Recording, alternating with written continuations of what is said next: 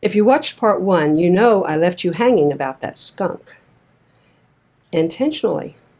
Cliffhangers are an integral part of creating suspense. A careful writer never ends a scene or a chapter in a manner that makes it easy for a reader to close the book. It's human nature for us to want to do that because, like our readers, we crave closure. But what we want more is for the reader to be so engrossed that they simply can't close the book. So we end our scenes with cliffhangers. Some will be small, some will be huge. Often what's left hanging is cleared up in the next paragraph or the next chapter. But sometimes we want to extend that moment of tension just a little bit longer, and we have tools to do that. Before moving on, though, let's resolve our current cliffhanger. A skunk walks into a bar, looks around, and says, "Hey, where'd everybody go?"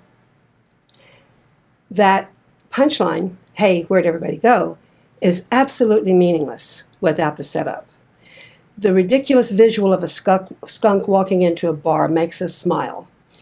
Not only does it play off the fact that the average reader will instantly recognize the classic joke opening, but skunk is a funny word in itself because of the double K sound.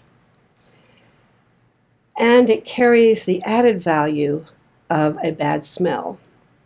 In this case, we close the gap between setup and punchline because we want the reader to quickly and easily connect the two.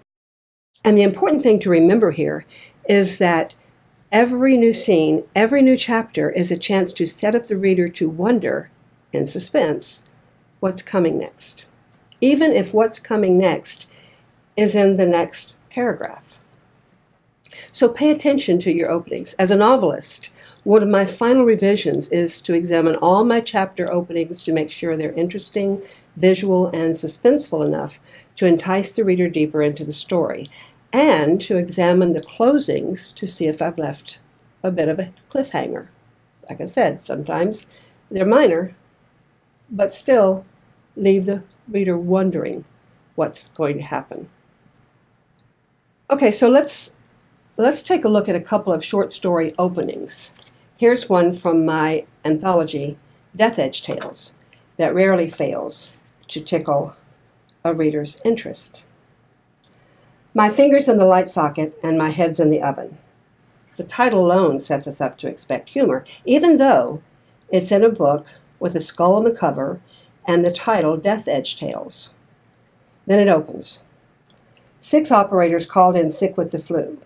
2 more got the heaves before they'd sat down good, and the supervisor totaled his new Caprice in a 5-car collision on the Southwest Freeway. Otherwise, Full Moon Friday began like any other shift. We know from that opening that even though this is a possibly spooky or mysterious story, it's going to have some humor in it. But what if humor is not what we want? The story Comes Around, which is in Death Edge 2, opens quite differently. Comes Around is the title. He had the face of a murderer. 7 words. What sort of story do they suggest? Truly, it could go anywhere, couldn't it? So let's look at the entire paragraph. He had the face of a murderer. Nothing else could account for my instant certainty. And I was dead certain. Jake McGrew had killed a fellow human being in cold blood. Probably not humor. The first-person voice suggests a type of intimacy, as if we're being let in on a secret. And a few keywords suggest mystery is afoot. Murderer, of course, and then I was dead certain. Remove the word dead, and I was certain doesn't have the same tone, does it?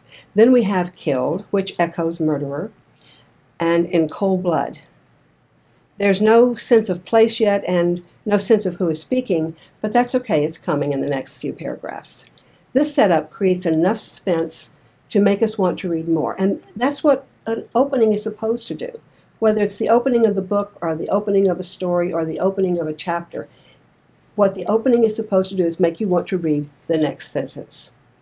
Now let's look at surprise for a moment. For filmmakers, it's easy. a sudden loud noise, or a cat suddenly springs into the frame, and it makes us jump. Emphasis on sudden. In printed stories, there's no sound, there's no movement, and overuse of the word sudden quickly dulls its effect. The simple placement of key words, however, can be surprisingly effective. He had the face of a murderer. Notice that the most important word comes at the end of the sentence. He had a murderer's face would certainly work, but it doesn't establish quite the same mood. Similarly, the sentence, "Full Moon Friday," began like any other shift, wouldn't have the same impact without its rather lengthy opening sentence. I love writing openings. They're a challenge, but they're fun. Some openings, however, are more difficult than others. In my new thriller, Emissary, I faced a setup problem. It's an earthbound story, but Rule, one of my two main characters, is an alien from a doomed planet. If I opened with Rule, readers would expect a science fiction story, and it's not exactly that. I also couldn't open with Long Shadow, my cop hero, because he doesn't meet Rule until later in the book. Resolving this dilemma took a number of rewrites. In the end, I chose not to go with either of the two main characters, but with a third person who is also integral to the story, the American president. And of course, this presented still another problem.